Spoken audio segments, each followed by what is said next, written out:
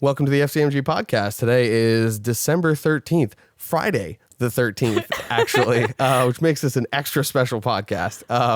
We're here with Jackie Fiorillo. You're a student at DeSales. You're finishing up what this is your... Senior year. I'm graduating. Senior year, yeah. So you've been doing some really cool film projects, right?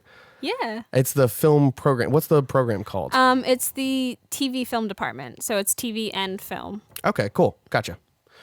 So we got our trusty list here. Let's figure out what we're going to be talking about next. Oh, I remember what our first note is, but I'm going to pull it up anyway. We always like to talk about, the history of the people that we have on our show, like where they got their inspiration. My note here says Fran Drescher. Yeah. So for anyone who doesn't know, Fran Drescher. Yeah. She is a female comedian who starred in her own TV show called The Nanny in like the 90s.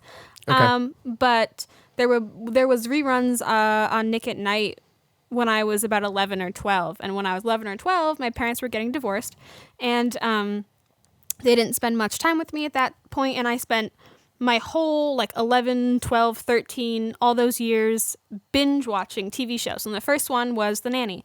And just the way she was able to write these jokes and then star in them and pull this show out of nothing. And she never lost her femininity while she did it. Most female comedians, they tend to dress a little bit more masculine when they do stand-up or something, but she always made it a point that she was so feminine and she was so funny. Which... I don't know. It's just great. It's just really cool. And I really, really admire that. And I wanted to do that. And I wanted to be like her. And I wanted to be this funny girl. And I wanted to be a very feminine girl and just have fun and be able to write a TV show and then star in it and just... Yeah. Oh, man. It's the best. She's the best. I always remember Fran Drescher. She had those really powerful business suits and all that stuff. She was always very well dressed and she's super beautiful and all that stuff. And she'd be hilarious still. So funny. It was my favorite thing is that these...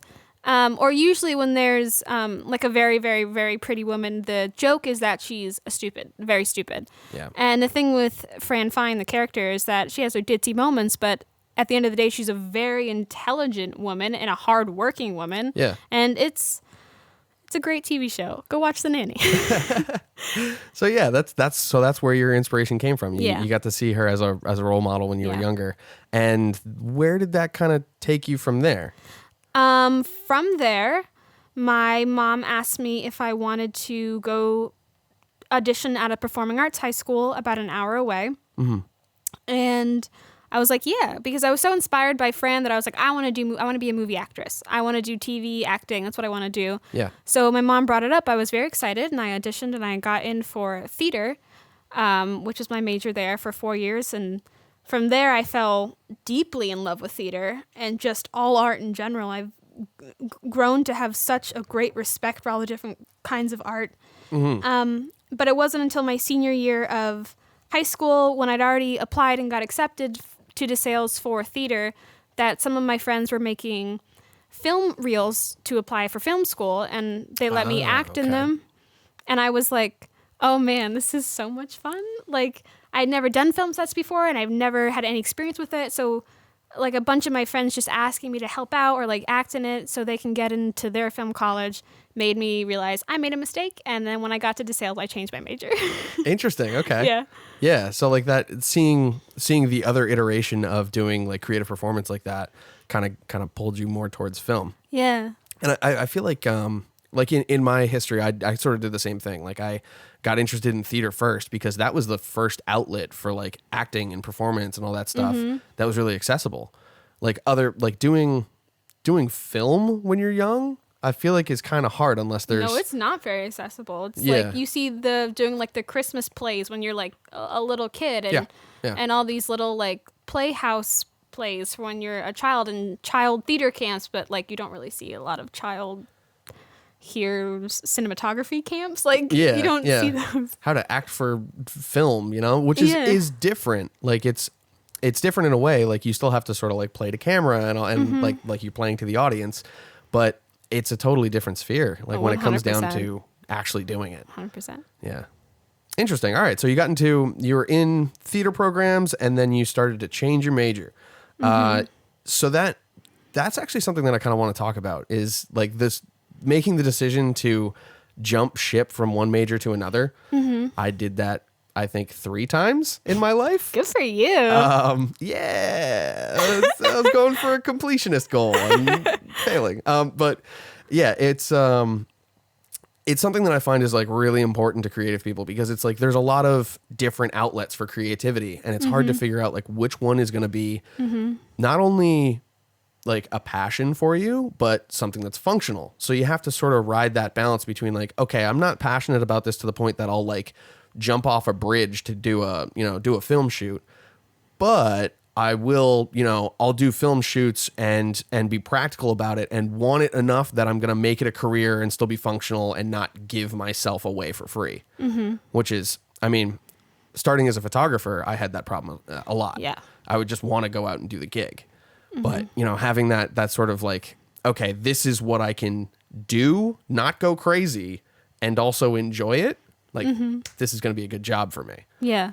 So, like, what, like, you were seeing your friends make that switch, but, like, that's a big decision to make. What was that like for you? Yeah. Well, I knew this summer going into my freshman year of college that I had wanted to change my major to film from theater, but I didn't do it. I started my first semester was as a theater freshman. And I don't know why. I think it was because I was so comfortable with theater. I had done theater. A lot of the same plays we had read were ones I read back in high school, and I felt very comfortable, and I wasn't ready to make a switch into something that was completely new territory. Yeah. And so I got a little nervous, and then I took a film class my second semester to see if I liked it before switching, and the class was okay. Like it wasn't anything extraordinary, but it really did solidify that like, I think this is where I'm supposed to be. Yeah. Like I'm not sure, but this feels better. Like being open and like vulnerable in something I don't really know. That feels better than being comfortable in something I've done my whole life. Gotcha. So yeah. Then I made the switch, and I also realized that it's much more easier to find a job in film behind the scenes than it is to be an actor. Much more easier. Still very, very hard, but right. Yeah. So yeah, like for monetary reasons as well, I wanted to switch to something. Yeah. So it was sort of that middle ground between something that you absolutely wanted to do, but it was still a functional career to have. Yeah. It's hard to be kind of like it takes a degree of honesty with yourself to be able to do that, to be able to look at this and be like, you know what, like this is a better option. Like this feels good. It's like that, but you're safe where you are. You can do what you're doing, but making that jump it's a big deal. It takes a lot of bravery and courage to be like even just adults who are in their 40s or whatever, going through a midlife crisis or something, and realizing that this isn't the right career for me. I need to go back to school. Yeah. Like taking that step is so huge and it takes a lot, and it's really cool for anyone who's able to do it. Yeah. Before the podcast, we were talking. There was like some statistic that we were quoting where like people around the age of 40 were starting to go back to school. Yeah, become adult learners again. Yeah, I'm in human development because I'm a psych minor. I don't know why I chose to do that, but we're learning that at around 40, people start to reevaluate their career goals and just their life goals, and this is where you see midlife crises where people are upset with their life, so they go out and they buy a car. Yeah. And then they're disappointed to switch it up. Yeah, disappointed with their career goals, so you see them go back into school, but going back in college, it's different, and they have to manage their time, and it's really, really, really hard work to be like an adult student. But if you can do it, if it makes you happy, do it. Yeah, exactly. And there's no timeline on that too, which is nice. You can always go back to school. You can always go back and switch your career and go into something that's more, profitable, happy for you, like something that's going to be more fulfilling, as opposed to just slogging away forever in something that doesn't. There's no time limit. Just because you're 22 and you're graduating college doesn't mean like that's the career you're going to have for the rest of your life. Yeah. And like I feel like the stigma, like, do you remember that there was a movie called Old School with Will Ferrell?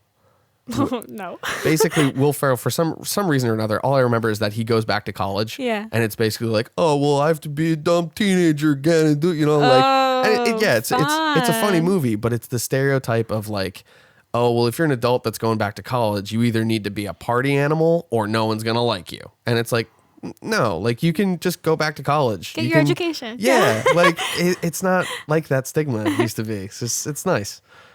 But, all right. So we had a segue from there. We had something built in. All right. Love segues. Making a major switch. Yeah, this is a really smooth segue that I'm making. Very smooth. No one knows that we're making the segue right now. Nope. It's subconscious. Inconspicuous. Yeah. Okay, so this was when you started to get into film. Mm-hmm. And film, like every film program that I've heard of, I've talked to people about, I've been involved with, like it's always been like you do a variety of jobs in order to get a bit of a feel for where you want to go. Mm-hmm. What sort of things were you exposed to in your degree? Well, my first class that I took there was the only TV class they have, which is weird because the major is called TV film, but they only have one TV class, which was about like 3 camera setups for productions and whatnot. Okay. And I was like, oh, I really like TV. This is fun. And then I was exposed to being a grip and learning about lighting, which is something I am so not familiar with. And that's a big deal too. It's so foreign to me, like all these technological concepts and lighting, like white balancing and all the different aspects of it. No worries.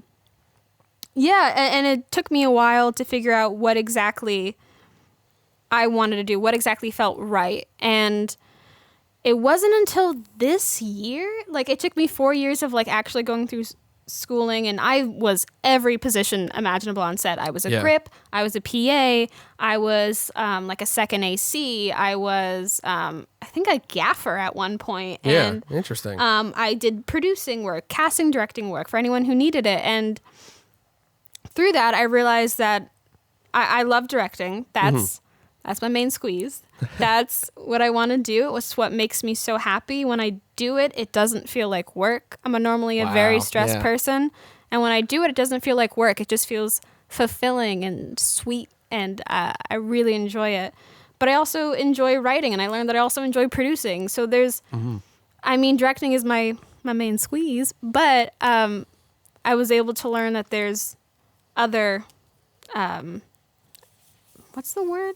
Other like areas of focus. Yeah, other areas of focus that I also can do okay in and can succeed in and could look for a job in. Yeah, so like if there's ever like a film production that you really wanted to be involved with, but they didn't have that directing position, there's other positions that you can fill. And your degree even was giving you the skills, like helping you with the training to know all those different roles. That's cool. Yeah.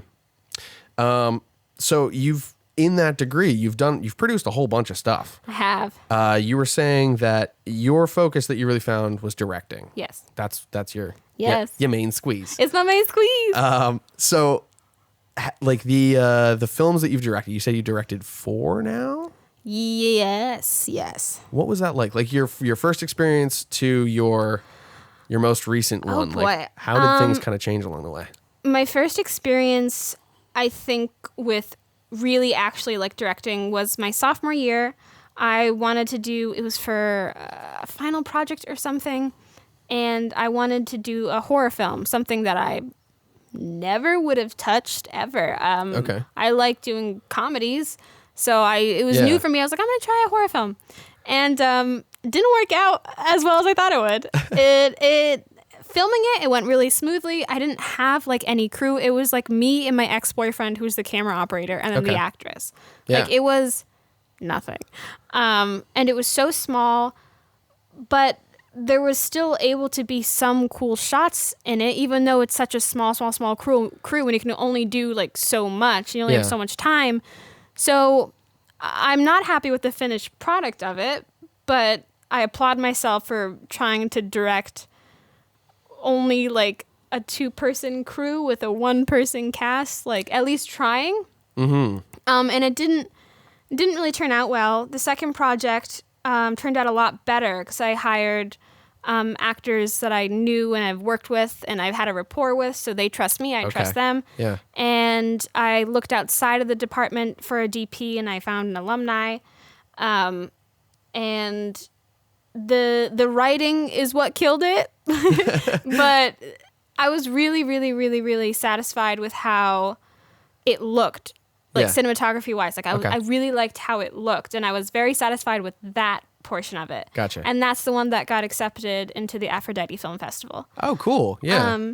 The writing of it, written by me, could use some work. And then the third one, which you helped me on, was was a mockumentary about a cult, and that I wrote I wrote on Facebook that I was filming a cult film on Saturday, and I said, if any actors are interested in being in a cult film, will you please just message me? And sure enough, like I got like 6-7 messages. Oh wow! They had no idea like what it was about. Just knew that it was a cult film shooting this Saturday. Yeah, and just I was an like, opportunity to. Yeah, and so after I looked at who messaged me, I was like, okay, I'm gonna write a character based on you, and I'm gonna write a character knowing that you can do that well. Yeah, and so then the writing process became really just one day of me just being like, I know what these actors can do, and I'm gonna put that into a script for them. That's fantastic. Yeah. So you actually got to write for your actors. Yeah, which I think is just so fun. Because it also builds up that trust too of like, I trust that like you're gonna give me the greatest performance that I need, and he trusts that like this is a good role for him. That like I would put him in a good role. So that turned out I'm pretty happy with it. Not just because you right in front of me and you also worked on it. Yes, feed me confidence. But I'm really, really happy with it. Obviously, there's issues like in anything, but when it played at the AMC, it got a lot of laughs, to the point where like it got over dialogue that I really loved. Yeah, to the point where it's like almost we needed to like leave room for laugh in there, which is like I don't think I've ever had to do that in an edit before. No, because it's not like a sitcom; it's like a mockumentary, you know. So, it was really interesting. That was the first time that a film like my film has played in front of a larger audience of not just my family and my friends, like an audience of strangers, and also like film lovers, and it got a really good response out of it, and so it gives me a little bit of hope going into my final directing project, number 4, which is my senior thesis film. Yeah. So it gives me a little hope going into this project that I do have some directing abilities, and I'm able to direct a film, and I can do it calmly, and I can do it with success. So I'm excited. So that third film kind of like built the confidence level for you, so you can take that into your fourth. It did. Yeah. That's awesome. So there's a couple points that I didn't want to like interrupt you there because that was a good breakdown. Interrupt me all the time, please. So that the first film that you were talking about, you said you sort of had to tailor it for, okay, we only have a crew of 2. We have like one actor. I forget what the parameters that you said were, but like it was pretty tight constraints. Yeah, skeleton crew. Yeah. Yeah. Okay. So something that I've experienced, like I do the stupid thing where I wait until the weekend of that you have to have a project due. I was a procrastinator for a long time.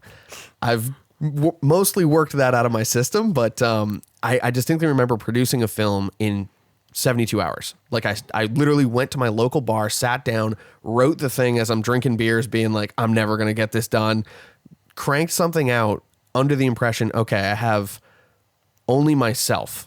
I'm the only person that I can really rely on here. So I'm going to do all static camera angles. I might be able to do stuff with like remote, but I'd have to like hide the remote in my pocket. So you kind of have to write, like it determines your script in a way. So like, what was your experience with that? Like, did you write the script first and then have to like chop here and there and fix things? Or did you actually write for the constraints that you had? I wrote for the constraints. I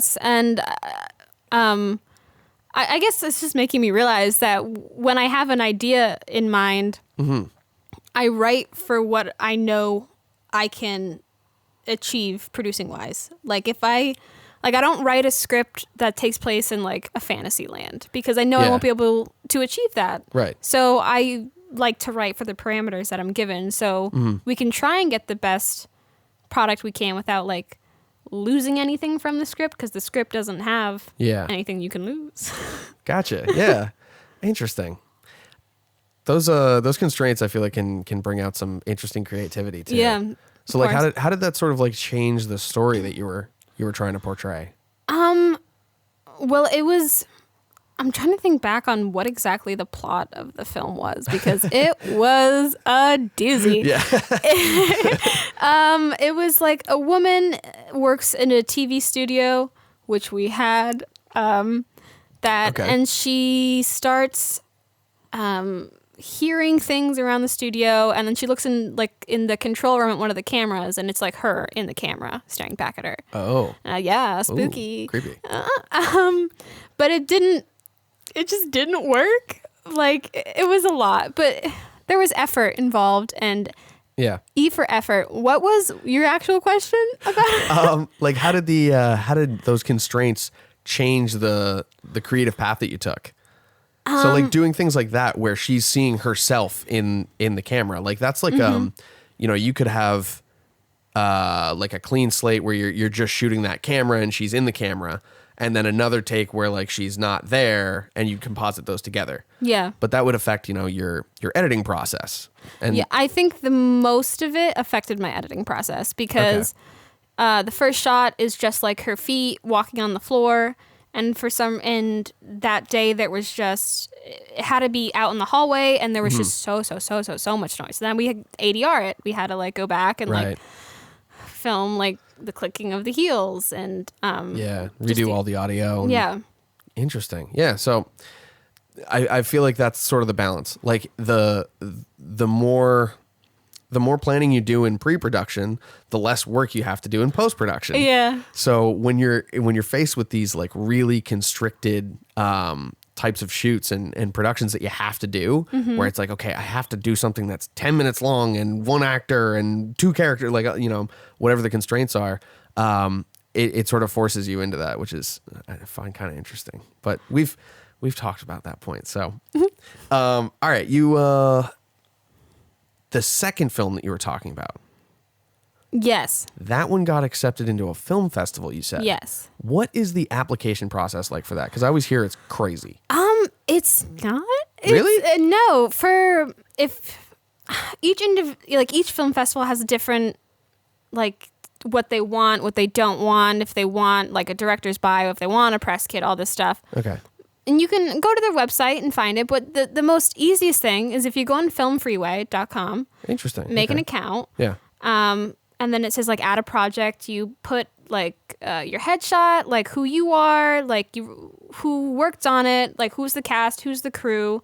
Okay. Some behind the scenes photos if you want. You could basically make it like a press kit, like an EPK. Gotcha. Yeah. And then link your video onto the Film Freeway, and then you could just browse festivals. You could browse ones that are free. You can browse ones that are in the area. You can browse ones that are out of the country altogether. Gotcha. And then they'll have like their fees and what they're looking for specifically. So instead of going online to like each individual film festival website, just go to Film Freeway, and then you can just scroll through and see like what you think your film might work with. Gotcha. And oh, that's great. It is. It's great. That's international as well. Yeah, international. I did apply to I think I applied to one of the international ones just because it was free.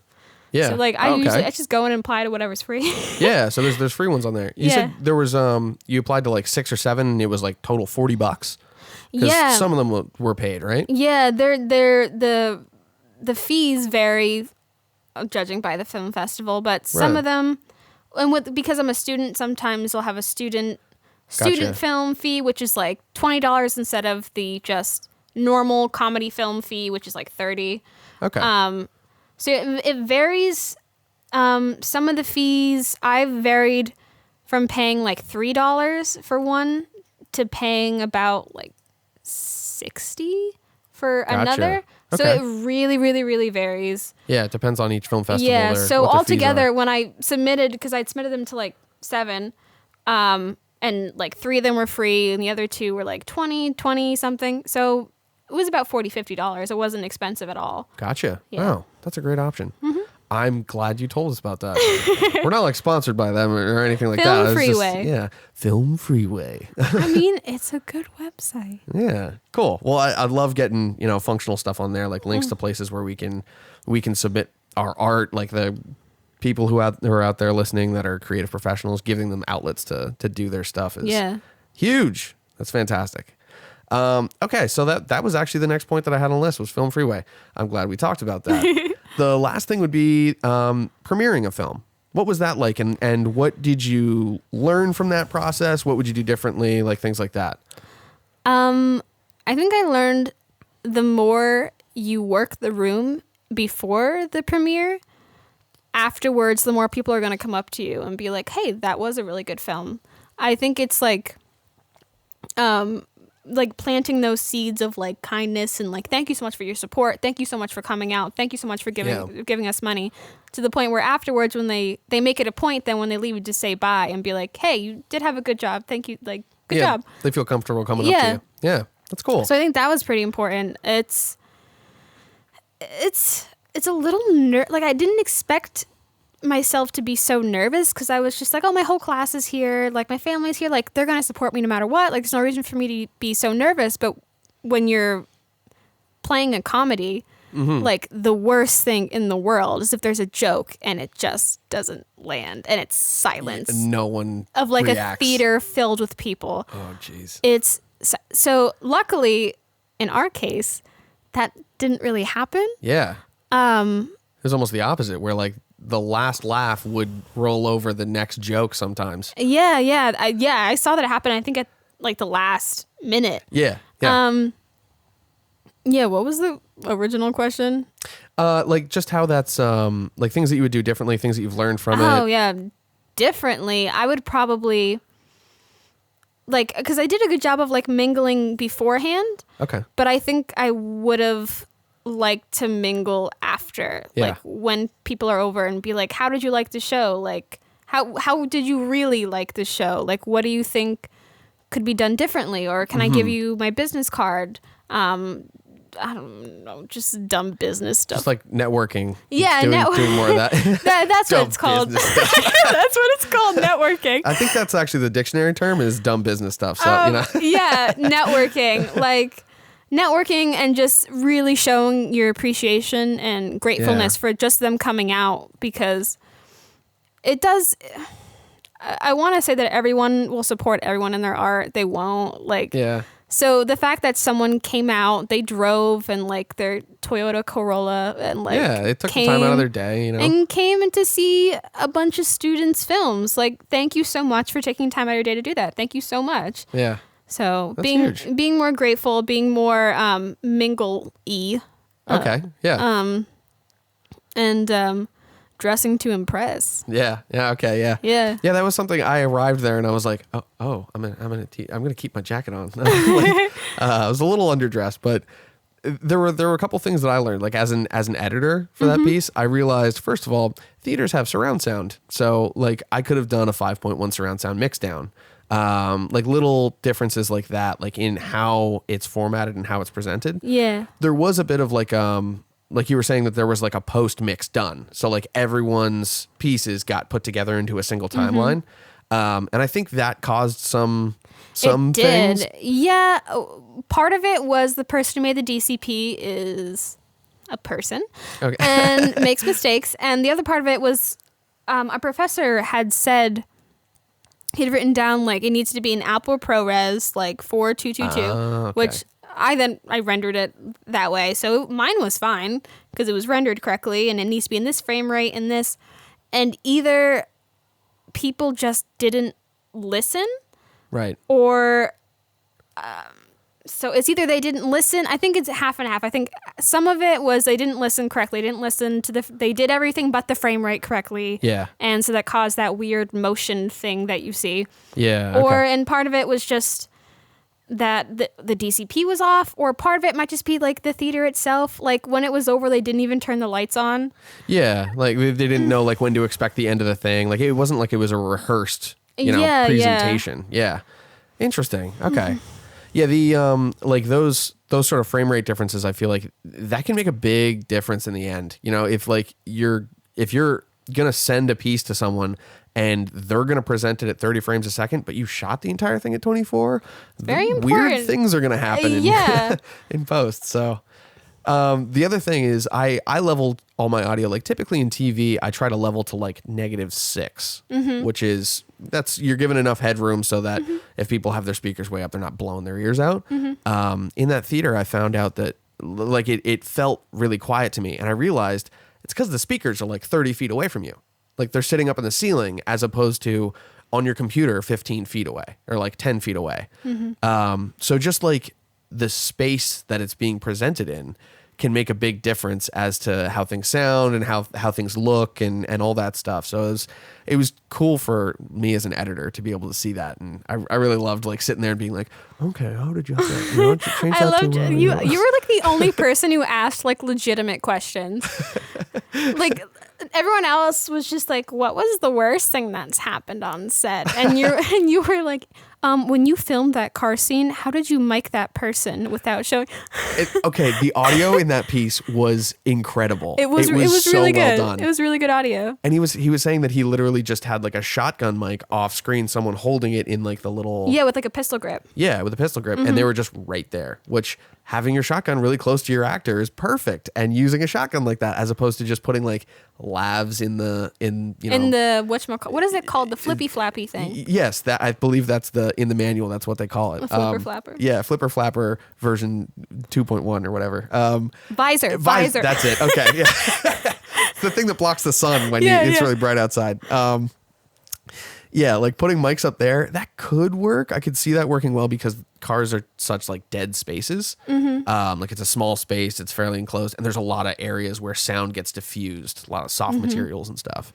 So I've done like voiceover recordings in cars because like the house that I was living in was constantly noisy. It was a band house. Oh wow. So cars can be good to record in, but they got like just beautiful sound. And like as someone who knows a bit about film and is going there, I was blown away. Like that was really, really well done. Especially because like the two things that are a telltale sign that it's an amateur film are bad sound and bad acting. Yeah. So like if someone has bad sound in their film and you hear it, it's just immediately you just think amateur. And no matter how good the shots are, or if the actors are like really talented, if you have bad audio, it just takes you out of it completely. It sucks the life out of it. Yeah.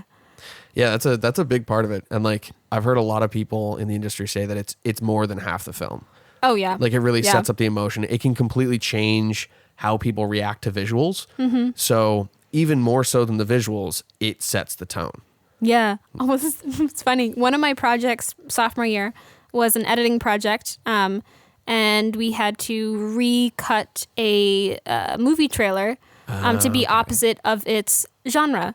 And I edited... Oh, that's great. I edited a horror film of Cat in the Hat. And... Oh my gosh. I feel like I've seen this somewhere. No. Someone did it online, and I like totally stole the idea and did my own version of like the horror version of Cat in the Hat. Yeah. But it was like so funny because then I would rip clips from online. Yeah. Legally. And and I'd put it into Premiere and I just watch it and it's just cute and colorful. And then I found this like screechy horror track and I just, as soon as like the Cat in the Hat showed up, it just played and it just immediately changes the tone of it. And yeah. Oh my God. It's so, it just adds so much sound and editing and that's fantastic. Yeah, you can write a story and then your sound designer and editor can get a hold of it and it could be a completely different story. That's cool. I like that too because like I've never I've done one or two pieces where like I sit down afterwards with the video muted. So I'm not getting any audio. I'm just looking at the video and I'm sitting there like with a guitar and I'm like, kind of like messing around. I'm like do this weird sound. And like, there's something to be said about that, like recording directly to that. But I've heard of some people doing it the other way around, where it's almost like a music video. Well, they'll produce something narrative based completely on the music, and like when it's that tightly knit together, when you're producing music for the video or you're producing video for the music, like you've already selected one of those things, it's so powerful. Like a good example is music videos, where someone has like a really intense concept for like what they want, and they discuss it with their video producer, and the video producer like does it really well. Marrying the idea of like the emotion behind music and the emotion behind visuals is like, it feels so good. I love watching music videos for that exact reason. Yeah. Like, it feels like you already feel a catharsis of the song if you really enjoy it. But then if you see a music video that, like, for me, oh my God, I'm going to sound like such a Gen Z when I talk about Billie Eilish. But like, her music videos, they're so, like, simple, but, like, impactful and, like, goes with the song. And I just... Sometimes, maybe like once a week, I'll go on her YouTube channel. I'll just watch one of her music videos because I'm like, I can't say fuck, right? Yeah, sure. Because fuck, that's so good. Like, it's so good. That's like I've been doing that kind of recently, where I'll go onto YouTube and I'll just specifically look for music videos, and like if you can see me on YouTube, I listen to a lot of metal. I could tell that by the minute I met you. Yeah. I knew you listen to metal. So like there's this artist that I found who's completely out of my genre. I don't listen to a lot of rap, but I started watching Joyner Lucas music videos. Well, like he's got some songs, like one is about, a friend who commits suicide. And the video that goes along to it is like him reading the suicide note, which is the lyrics, and the person doing what they did in that room. So it's like flipping back and forth between like daytime and he's reading the note, and it's like very beautiful in there, and then nighttime where it's all like the emotion is very muted, and it's like light blue colors everywhere, and it's all like very heavy. But the way that they shoot it is just incredible. And then he'll like flip around and do something completely different. I forget if it's him, but there's one. It's a music video called "I'm Not Racist," and it's like I think it's Joyner Lucas, and the first person that you see rapping is like this big heavy white guy in like a MAGA hat, and it's him sitting across the table from like a young black guy who's just like looking at him like they can't stand each other. And by the end of the video, they're like both talking about the same thing, and it's so well done. Like seeing that sort of tension and them setting up that visual premise of like, this isn't going to be good. And then the music pulls you through, and it's like, it's a whole storyline, and it's a song. I love music videos. Yeah, it's powerful. It's really powerful. Yeah. It's that marriage of sound and video, So let's talk about your fourth piece, which is your senior thesis project. Yes. That's a big one. It is a big one. We were going to talk about the process, because we have like a whole bunch of steps here that we wrote out beforehand that go into a big project like this. Yeah. The first one is the pitch process. Yes. So for almost all of you that don't know, my university, we have a pitch process in order to do our senior thesis films. Not every student gets their own senior thesis film. It is a pitch process. And then we all vote. So I had written this script a week before pitching was due. I found a producer right away who I gave her my script, and she was like, "Oh, this is funny." I was like, "Cool, great, be my producer." And so we worked on it, and then we pitched it, and it got weirdly enough voted in. It's a very congrats, that's awesome. It's a weird film, so I didn't expect it to get voted in, but I'm very happy about it. Yeah. So I'm very excited. How many theses or how many pitches get accepted? Is it just one for the whole program, or is it like a couple of them? So it's our senior class, our senior seminar class. Yeah. So anyone can pitch. Gotcha. Anyone can pitch to be director or producer. That's what you can pitch for. Or if you have a project, a director and a producer can pitch together to pitch their project, which is how most of them get chosen if they already have a director and producer that are. Yeah, if you have more pieces in place. Yeah.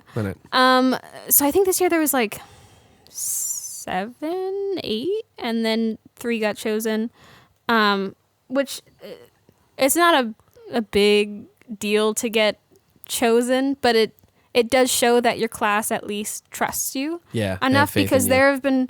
there have been projects in the past where they have only had 2 senior sound films because they didn't like the third one.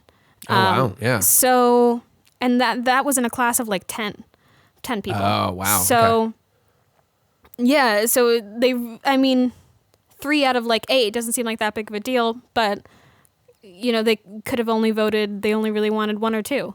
Right. So yeah. it was very lucky that they wanted 3 films and that they liked my pitch enough to vote me in, and then now we're in pre-production. Yeah. So you said the first step, when we discussed before, the first step that you mentioned was assembling your crew. Mm-hmm. That's an important part. Mm-hmm. What goes into that? Well, we have an interesting situation because all of the seniors in the senior class need to be an above the line position. Okay. So they need to be either a writer, a DP, a script supervisor, which isn't really above the line, but we just kind of make it above the line. Okay. First AD, sound designer, or like head of production design. Now, above the line, I know it refers to like it's like a call sheet or something like that. Yeah. Like certain people are above the line, and certain people are below. Yeah. Can you define that for us a little bit? Yeah. So above the line are the kind of like the more important people. On a normal set, it's director, writer, and cast and producer. Okay. Those are the normal above the line people. Like key roles that Yeah. the production can't do without. Yeah, and then below the line is pretty much everything else, like DPs or gaffers or anything. Yeah. But in our case, above the line is different, but it's different that these are still positions of like high authority where they will have crew under them as well. Okay. Yeah. So like the DP will have crew under him, and the head of production design will have a few girls under her helping with like art and wardrobe and props, and sound design is just gonna be sound design. But yeah, there's a lot of wheels that are turning in all these different productions. So, but each above the line person at my university will have a crew underneath them. Gotcha. Interesting. Okay. Mm-hmm. So let's look at our. I should have been prepared. Our next step, you said, was a location. Yes. Which was a little different for your production. Yes. Like typically that's where the step would go. Yeah. But my thing is find location as soon as possible and lock it down as soon as possible. Mm-hmm. Even if there's a location you want to you have an idea for a film there. Yeah. Write the film, lock the location down before you even got cast or whatever. So you have it, because a lot of locations cost money and you need to know that, putting in the budget. Yeah. So with my situation, I think part of the reason I got picked was because I already have a location locked down. And I put that in my pitch that my script is in one location and it's locked down. Yeah. So you said that location was your apartment too. Yeah. So my apartment. That makes it even closer to home. Like you're able to produce for free for the location at least. Yeah. Awesome. Yeah. Really good at cutting costs. Yeah. Let's see. And then the next is, speaking about cost, is funding. Yes, which our Indiegogo campaign just launched a few days ago. Let's plug that campaign. What's the title of this project? The Really Rude Stinkbug. The Really Rude Stinkbug. It is about a stinkbug. Link on Indiegogo below. I'm sorry, it is about a stinkbug. It's funny. It's an absurdist comedy, but there is a lot of heart to it. But it does have a stinkbug that becomes 6 foot tall and insistent on destroying this woman's life. Oh, okay. But it's funny. It's interesting. It's weird. It's wacky. And if you go online, you'll see we have weird, wacky perks as well. Cool. So that sounds fantastic. Funding is interesting because some people have, at least when it comes to student films, some people have, their parents or their grandparents are able to fund most of it. Yeah. It's frustrating when you're still a student. You're not really going to get your friends to donate money to your campaign. Right. Not really. The only people that will donate would be like your grandparents or your family. So it's going to be fun over Christmas when when all I'm going to ask for is for them to donate money to my campaign. And right after Christmas is my birthday. So there you go. They have to donate. So you line these things up so you can just put maximum guilt on your family and be like, yo, it's Christmas. And the only thing I want is to produce a film. It's the thing is that you have to be such, because like I've asked my crew, like, please share it, please donate if you can. And it's the holiday season. No one's going to donate. No one my age is going to donate. No one 10 years above me in age-wise is going to donate. I understand that. So it's really, really, really pushing your family. Yeah. Which is frustrating because you don't want to like overstep your bounds with your family, but you also need to create a film and you need money to do that. So that way you don't have to sell pictures of your feet in order to get actual food on set, you know? Yeah, yeah. And feeding your crew is very important because It's otherwise super important. they'll eat your feet and then you won't have Yeah, the and ability to we do try that. to go by union standards. So if a shoot goes past 6 hours, we need a hot meal. Yeah. Like there. So That's awesome. yeah, it's awesome if we were able to actually feed them. So please donate. I do the thing where I convince my buddies to just like, hey guys, do you want to just like crank out a film in 12 hours and just hate me for a little bit afterwards? Okay, yeah, No, cool. I always want to feed. I always want to give my crew Yeah. food, water. That's so important. Yeah. I typically do the thing where it's like, all right, we're doing all you can eat sushi tonight, boys, or something like that. We'll go out and shoot like we're gonna be working on some they're medieval themed fight choreography scenes. Oh. So it's just to get kind of comfortable with moving a camera, moving actors, and choreographing a fight scene. My older brother's a longtime martial artist, so he's going to be doing the choreography for us, and then we'll be choreographing a camera in there. But like, I have to feed them, I have to keep them safe, which is going to be actually difficult on this. So we have to do a bunch of training beforehand. Like, there's so many steps to make sure that when we actually get in front of that camera, that everyone's going to be happy. They're not going to hate me to the point where they hit me a little too hard, and stuff like that. Because I might actually be in it a little bit too. Ooh. It's going to be fun. Some medieval combat. But yeah, keeping your crew fed is huge. Very big deal. Yes, please Yeah. do that. I've been very lucky where like the friends that help me out, typically they're just like, man, just give me a sandwich during the day or something. And I'm like, I'm gonna make sure there's like food you can always eat. But they've been very, very good. So hopefully we'll be doing we'll be having some of them on here too. We'll talk about some production Martial with them. art. Yeah, medieval martial arts. Yeah. My brother does more of like the Asian martial arts, but I kind of want to incorporate like the flow that has with I have another friend who's he does like SCA type stuff, or like, I don't want to say LARPing because he actually does like combat with each other, where they Okay. have like a big giant wooden stick as a sword and it's like got foam tips and all that stuff. But they go pretty hard. So he's got like realistic armor and all this stuff. And Damn. yeah, but that's that comes into another point. Let's see if we can Segue. yeah. So and the next part is or actually that kind of still goes with funding. So that's sort of like the cutting the cost thing that I was talking about, is using people who are available, that have the skills necessary, using a location, and costuming for that is going to be real easy because he's got all the stuff, chainmail and whatnot.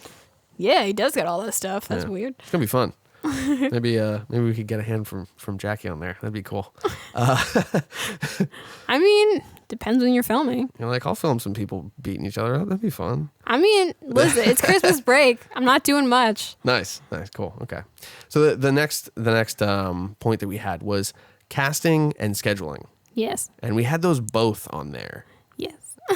So Losing my voice, sorry. I find those can be kind of interchangeable, where like it's hard to get your cast together until you have a schedule and you can say, I need you for these days. And then it's hard to get a schedule together until you've figured out who you want to be in it and when they're available. Yeah. So how do you balance that out? So what me and my producer are going to do is we're going to start casting in early January. And hopefully I'm going to post later December, like a casting call on all like the Okay. Facebook and all of the On the Facebooks? weird casting call websites, and not Craigslist, but other ones. And I'm going to really promote it. And then hopefully in January we'll have like live auditions at the TV studio. Gotcha. And so since we don't have our schedule of what films are going when, I'm guessing, I talked to my professor, so I'm guessing mine's going to be the later one. So probably in like late March, early April is when it's going to Okay. film. So would put on the casting sheet when they come in, when they fill out, this is my height, my age, whatever. I'm going to give them from these weeks, what are your conflicts? From the week of like late March to like the second week of April, what are your conflicts? So you're what is your giving them schedule like a range there. Yeah. Yeah. So that way, when we cast them, that way we can look and see who's available. If someone is working 9 to 5 every day, Yeah. like even on the weekends or something, then we can't cast them, even if they're great, because we won't be able to use them. Yeah. Yeah. So yeah, then we would look and see who we want, maybe do some callbacks. And then once we get who we want and what their exact conflicts are, then we can create a solid schedule that we can hopefully just stick to. Yeah. So you just block out the days that people have conflicts on. Yeah. And then what you're left with is like within that range, the shooting days that you could take advantage of. Mm-hmm. Gotcha. And then you got to balance that with your location when that's available. Which luckily it's available all the time for me. That's fantastic. I know. See, minimizing, you gotta write a film for like what you're doing. Yeah. You can't write.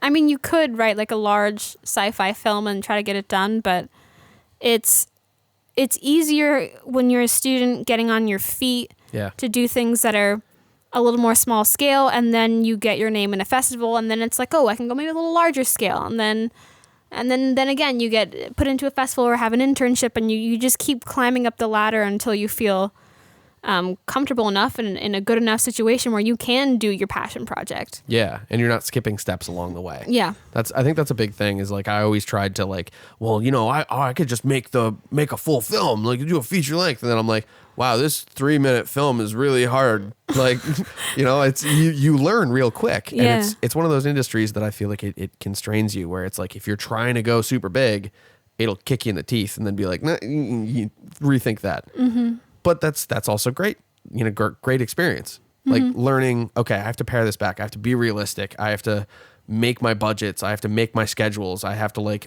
be within all of these constraints. Mm-hmm. Then you can go far. Yeah, there's a lot of glamorization of filmmaking.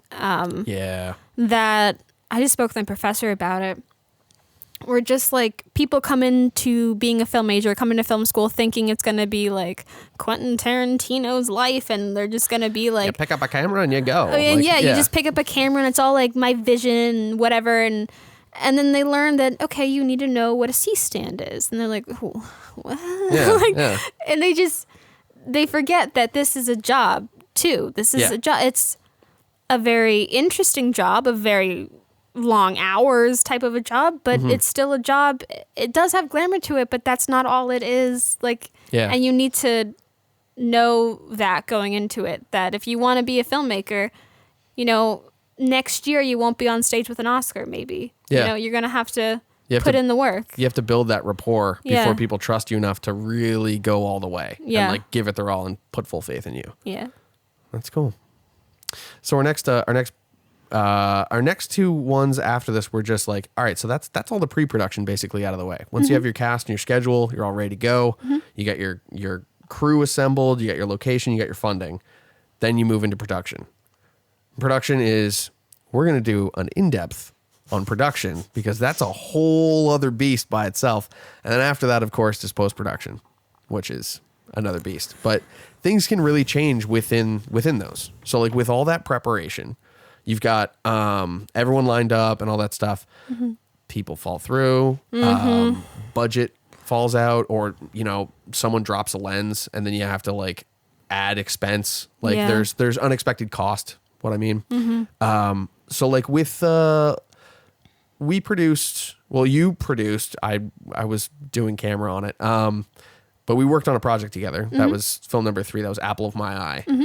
And how did things, like, just so I have context, we can kind of chat about it. How did things change from your conception through production and then through post-production for you?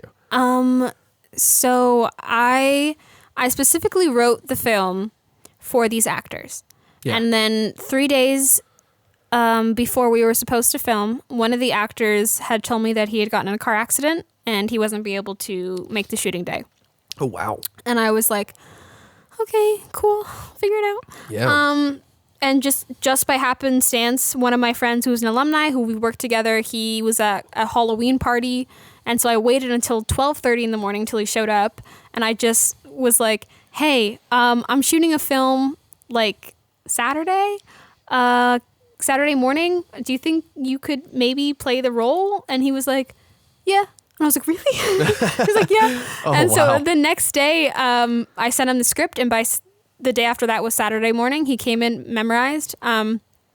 So I'd scheduled out the shoot, because I'd wanted everything to go like to the time schedule, because I'm a very like organized person. I like having times, like I like knowing that this shot is going to take probably a half hour, and then we need to move on to the next one. We need to move on. Yeah. I think during the process, because I'd wanted to be out of there by like 4. I think that was my goal. We started there at like 10 in the morning. Right. And I think I got nervous at a point because we were taking a long time setting up. I think maybe it was the talking heads, or maybe it was... Because we had to adjust the talking heads a little bit in between. I think it was the talking heads where we were like... And when I planned it out, in my head, I thought each take would be like not that long, like 15 minutes. And right. And then when we got there, it was a lot longer, and I was worried that we're going to be going over a schedule. And then, I don't know, it came together, because in my mind, it was like all sectioned out into these equally laid out blocks. Like there's 30 minutes for this take, 15 minutes for this one, an hour on this, and then like, and it's not, everything doesn't go along to my schedule no matter how much I want it to be. Sometimes things need to take a little longer. And with the talking heads, they needed to be a little bit more of like an hour and a half. Or 2 hours. Like that's the time they needed to get that done.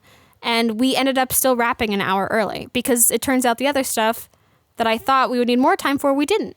So just learning to be flexible without causing yourself and your crew too much stress is something I've learned. Yeah, no, that's for sure. I found it kind of interesting, because like when I was looking at the script too, I figured that the scenes that had more people in them would take the longest. Mm-hmm. But those ended up being our faster scenes, because we weren't doing lights, we weren't doing a silk to block the sun. Yeah. We weren't doing, like all this extra stuff where we had equipment set up and we had to, adjust our camera a little bit and make it perfect. Whereas with the other stuff, it was kind of, we just learned the beats. Like you would do like a dry run with everyone. Mm-hmm. Sometimes I would just roll for those anyway, just in case like we got something really good. Mm-hmm. I think there were 1 or 2 shots where we actually used the dry run too. Oh, really? Yeah, because like people were they didn't expect the camera on, like they were already warmed up for the day, so they just kind of like were really comfortable with it. Mm-hmm. But going through, it was a process of, okay, we just hit those beats. I zoom in at this time, I pull back out here, I move a little bit left there, and everyone just sort of got into that rhythm, and it became really fast, like moving through those scenes. Mm-hmm. I was surprised how fast we went through that last. Like, I mean, just once you figure out the comedic timing, your schedule goes with the comedic timing. Then it's no longer like, oh, I need 10 minutes to shoot this one little thing. It's how many beats does the actor take in that scene? What does he need? How much time does the camera need to punch in and to get that just right? So, comedic timing. I guess in our situation, comedic timing kind of ruled the schedule. We had to sort of let the actors play at some points, like we did, which made great B-roll. Exactly. Yeah. During that final sequence, I was so happy that we had that shot of the one guy like looking at the iPhone. That's my favorite. That's great. That's a good one. And that was total serendipity. It just happened to be there. And that's something I really like to do, because I like to do comedies. I love to have the actors play with the material. Yeah. Because actors are very smart people. Like, I know it's such like a stereotype that they're just like, oh, it's a dumb actor. But like, actors are very intelligent and they know what they're doing, and they can bring so much stuff to the table to a character that I've never seen before. And my favorite line that was my favorite part of the whole film was improvised by the lead actor. Which, do you know which one? What I'm talking about? Is that the like Mormons? Some people? Yeah. Okay. That was fantastic. I was so happy that we went that direction with that. Yeah. It's just people. Then that's the thing is, being a director, people think you're in charge of everything, or like if you're the producer, you're in charge of everything. Yeah. But like, if your DP has an idea for this, like other people on your crew are reading the same script and they have ideas and they should be able to express those ideas and not feel nervous to, like, not be nervous to come up to me and be like, hey, I don't like the lighting for this shot. I know this is what you wanted, but I think it might work better if we put like a blue gel on because this works better with the emotions. Like, I like that conversation. I like that, like, nice community collaborative effort. And if you're doing your scheduling really well, then you'll have enough time in there to actually experiment with those other things. And it's not like you can do that extra setup and try that other shot that DP had an idea about, and it's not going to, it's not going to cut into your day. No. You'll have the option in post and you can just not use it if you don't like it. Yeah. You can make that decision then, but it doesn't hurt to have the extra roll now. 100%. Yeah. Yeah. So we had another list after this. That was going through the whole production process. I guess we didn't really talk about post, but I guess that was kind of, I was in the editing room, but there were things that there were like developments in post as well. Like, I remember sending back the first draft and then you came back with, like, it was basically cut to the script.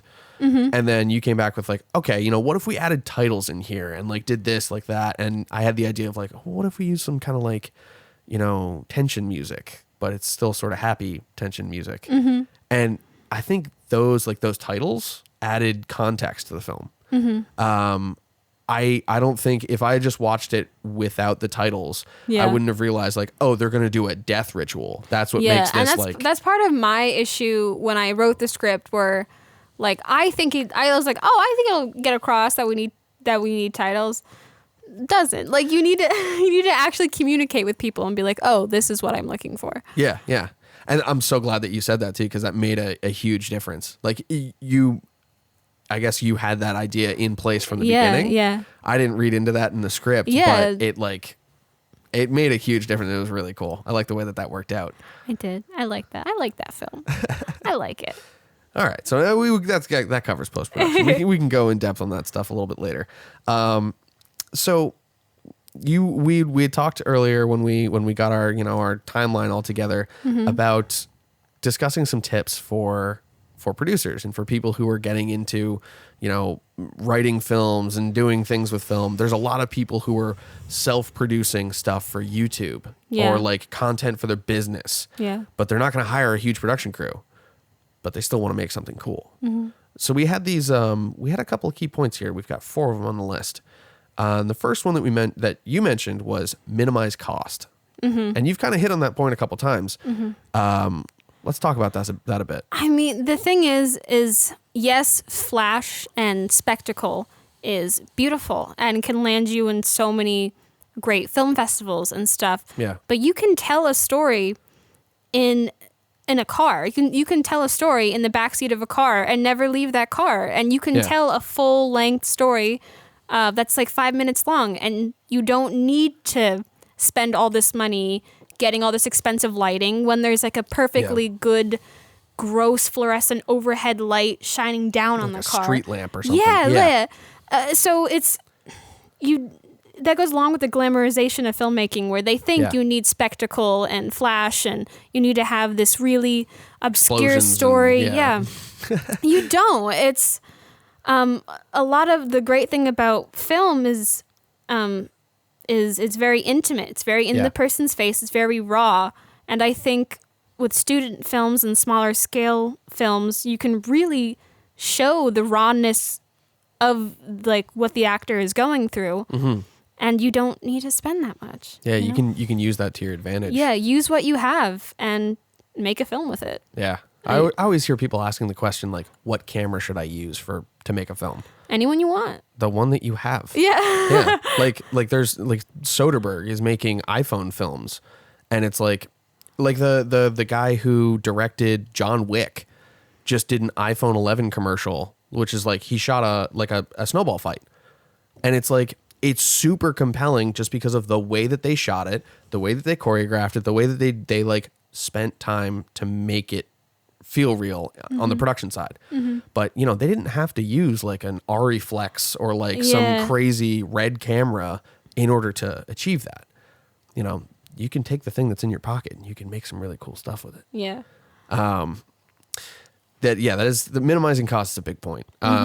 There's nothing like writing out an idea and falling in love with it and then looking at it and being like, well, I don't have a spaceship or a set that I can make. Damn. Like, and then it becomes a huge hurdle to get it done. Yeah. So instead you can pare those things back. You can really be aware of your cost and make it easier on yourself in production. Yeah. It doesn't mean you can't dream big. It just means that dream realistically. Yeah. And honestly, a lot of small scale gritty films, one location, they do great. You don't need to have this big budgeted fantasy thriller in order to succeed. You can film a documentary on your iPhone and it could go and win a festival. Yeah. I find some of the most compelling like short films and stuff are very human. Like you're talking about something that might be uncomfortable to talk about in like a one-on-one setting. Or I mean, especially so in a when you're talking to 100 people at once or whatever. Yeah. But it's that human aspect, like that telling a story that's difficult to talk about but is real to you, that makes the film translate. So like that piece, the one student film where it was literally shot in a van. Yeah. And that was like it had to do with breakups and it had to do with like relationships. And like difficult conversations within relationships.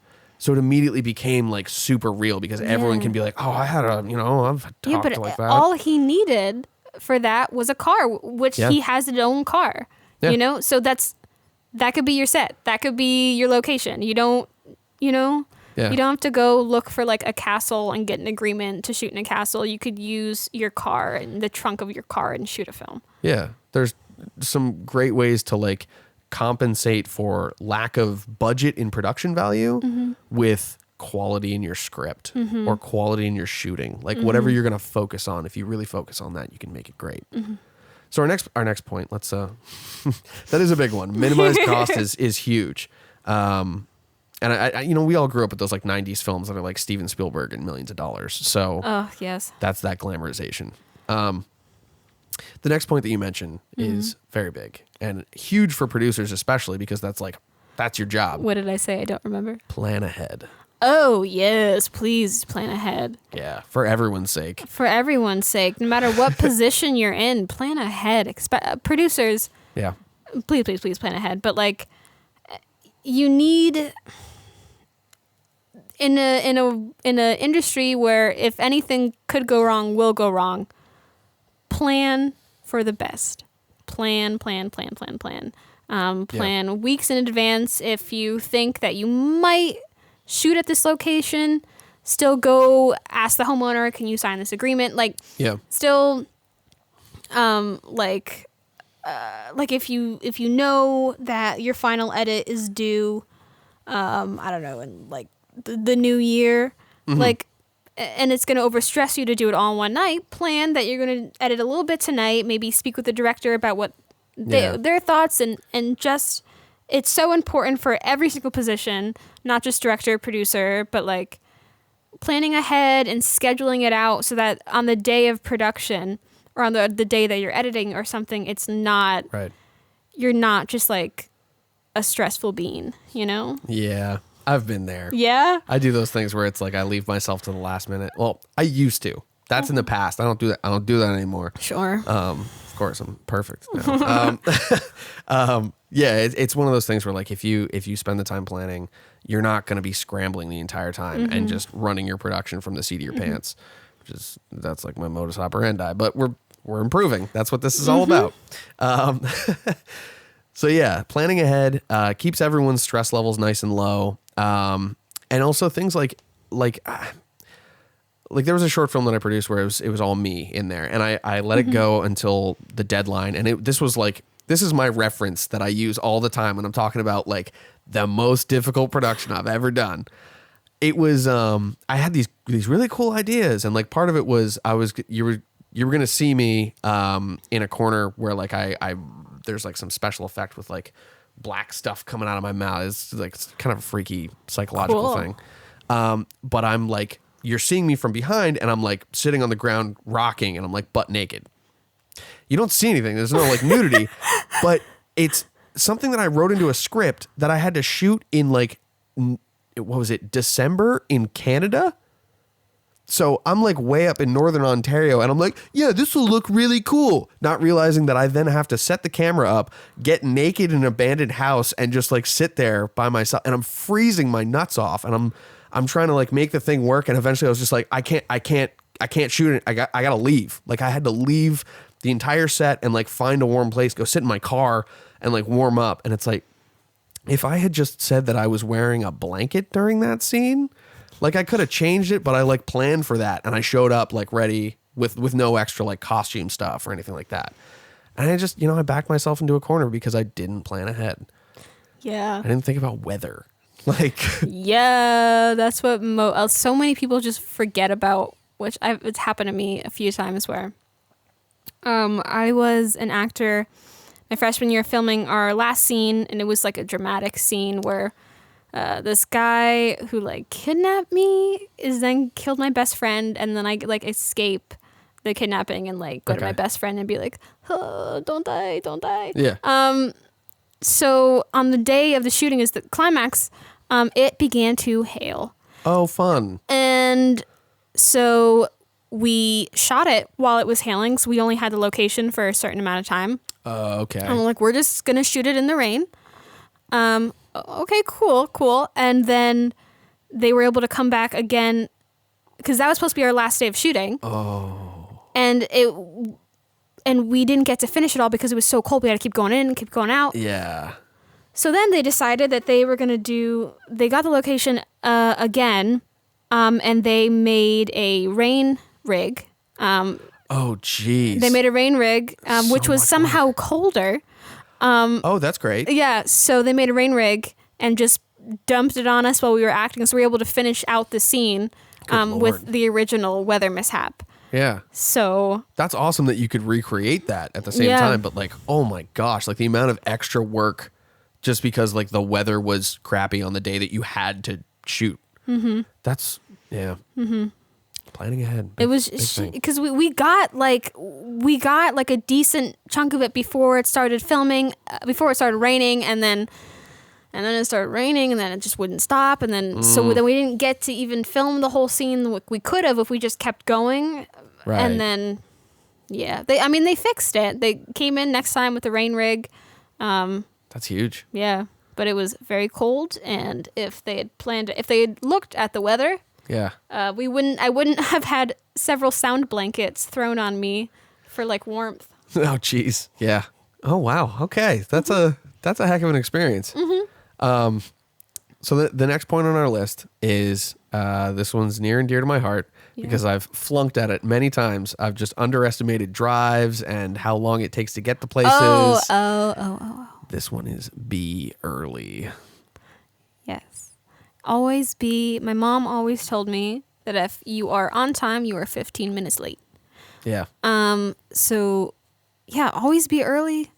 If you're early, you're on time. If you're on time, you're late. And if you're late, you're fired. Yes. That's the saying. Yeah. It also just shows that you're ready to work and that you're willing to be there early. Mm-hmm.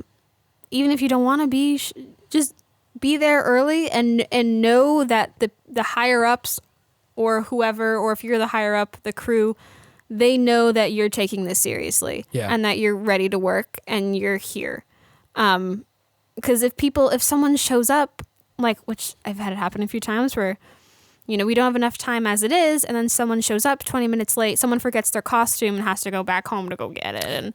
And then we lose that time that we could have gotten shooting. Right. And then if you're shooting outdoors, you lose your light. And then you also lose respect because there's a deal on like the call sheet when it says, be there by 9 a.m. Yeah. It's understood that you will be there ready to work at 9 a.m. And when ready to work. Too. Yeah. When you don't do that, it's disrespectful to the higher ups. And if you're the director or the producer, whoever's in charge, and you show up late, it's disrespectful to the crew. Yeah. It's wasting everyone's time. It is. It's just wasting time. So just be early. Yeah. And come with like Dunkin' or something. Just be early.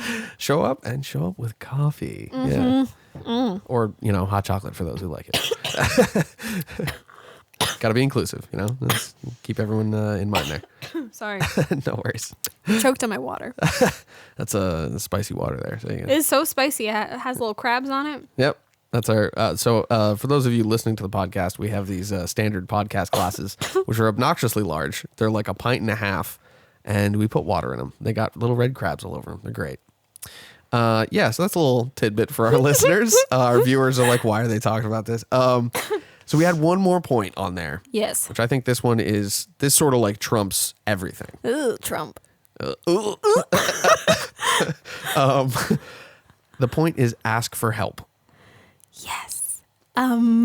Yes. Which is a scary thing to do sometimes for people, but it's so beneficial when you do. Oh my God. It's so frightening. Especially, I'm one of those people that I cannot stand it if someone doesn't like me. I can't stand it. So the thought of me going to someone being like, hey, can you help me with this? And them being like, no, you should know how to do that. Yeah. Makes me like, just go, ugh. Yeah. But the thing is I've had 2 different internships.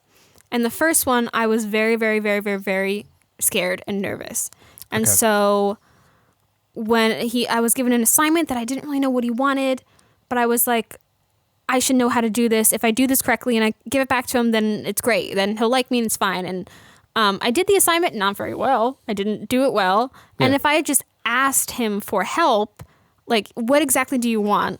Then it would have been would have saved me so much embarrassment. And the good thing about my second internship, with that in mind, is that when I didn't know what to do, or there was nothing to do, or I was confused on, oh, how do I get to cut this in Avid? Right. I would literally, like, Aaron and I would just go up, knock on someone else's door and be like, I'm having trouble. Do you have a minute to talk? Like, I have a question about the editing software. Like, when you're free, can you help out? Or do you have a minute for me to ask you a question? And they have never said no. That might just be because it's working with a lot of really great and kind people. But they have never said no and always helped out. And because of that, I have learned so much over like this past summer with that internship, because I had the humility. Is that the right word to use? Yeah. You had the humility to ask. Ask that I am an intern. I don't know a lot. I need to know more, to be the better version of myself, to be the better director I can be, the best filmmaker. So please help. And I think that's really, really, really important, especially with young filmmakers and interns. Absolutely. And you need to be okay with asking for help and being okay letting people know that you don't know what you're doing right now, and that but you want to know, you want to get better. Yeah. You want to use their expertise to help with your side of things and all that stuff. Mm-hmm.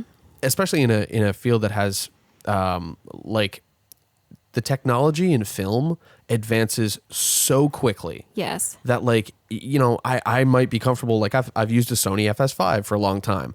I'm really comfortable with that camera, but now there's like the FS5 Mark II, and then there's like all these different versions of cameras that are similar. So like I might be able to figure something out, but every now and then I'll be on a shoot with a camera that I'm not completely familiar with.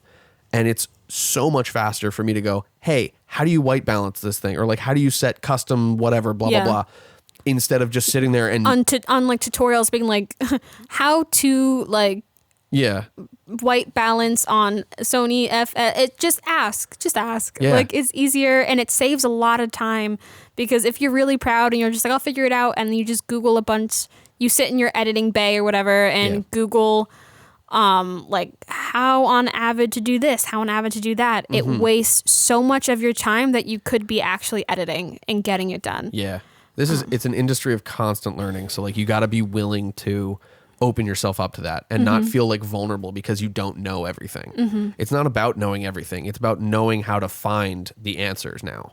Like I think that's one of the big differences that the internet has brought with us. It's like, you don't have to be the know-all. Like you don't have to know everything there is to know about doing something. You have to know where to get the reliable information on how to do something.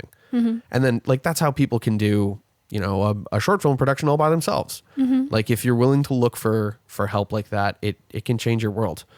And also, I mean, I don't know about you, but like I'm the kind of person where if someone asks me for help, it helps me because I solidify my learning by talking to other people about it. Yeah. But like having that discussion, like these podcasts are fantastic for me because like I learned so much during the podcast, and then actually having that conversation and being engaged with someone for, you know, an hour and a half. It's such a powerful way to learn, and you got to be willing to learn. You really have to. Yeah. Even when you get older and older and older, like never stop learning. Yeah. Never stop. It helps keep you cognitively smart. So just don't stop doing it. Ever. Helps you keep you on top of your game. You Yeah. know? I think that's important. You gotta stay on top. Yeah. So this has been fantastic, Jackie. I really appreciate you coming out and chatting with us. Thank you. I appreciate these crab glasses. I'm glad you enjoyed your water. Are there any links or anything like that you'd want to point people to for your like your upcoming projects? There's the Indiegogo. The Indiegogo campaign. I can like send you that because it's a link, so I don't know how to like talk the link. But if you go to the Indiegogo page and you Google search in that the really rude Stinkbug, you'll find my senior thesis film. I'll put the link down in the description below. So if you look down in the description, you can find that link. Thank you. So hit the link. I know money is tight with donating because it is the holidays. I understand that. But if you could give anything at all, it would really, really, really, really, really mean a lot. And or just share it if you can't donate, just share it and get the word out to people that might have some extra money. You know, like a post on Facebook for it, share it, comment. Like those things can help drive traffic. They really do. If someone sees that, like, 26 people shared this thing, why did they share it? And then you get interested and you're like, oh, okay. Absolutely. Even on top of that, like Facebook looks at that post and goes, 26 people shared this. People must be interested. And then suddenly they start pushing it more. Like we talked to the last episode, or no, this is going to be a couple episodes now. Our, I think, third episode, we spoke with Foley Creppy, who's a social media marketer. And he talks about that activity, like even the difference between someone just liking a post or doing like a heart react, like an actual reaction, pushes Facebook to promote your post even more.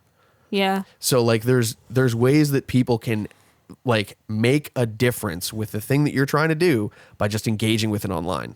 Adding a little comment, being like, "Hey, this is awesome."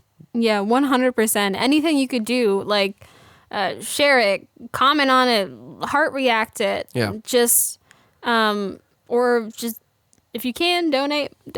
But anything you can, it would mean the absolute world to me. It's been my passion project for the longest time, and I would really like to be able to follow union rules and be able to give them meals and have some money for film festival fees and be able to actually buy the costumes that we need. It would help out a lot.